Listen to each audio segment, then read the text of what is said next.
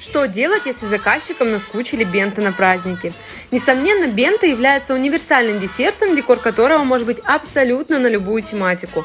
Но 2 года назад я предложила заказчикам альтернативу – торт-трайфл в виде шоколадного яйца. С тех пор этот десерт у меня бьет все рекорды по продажам на 14 февраля и 8 марта. Тем более, что при создании начинок я вдохновилась знаменитыми Ферреро и Рафаэлло.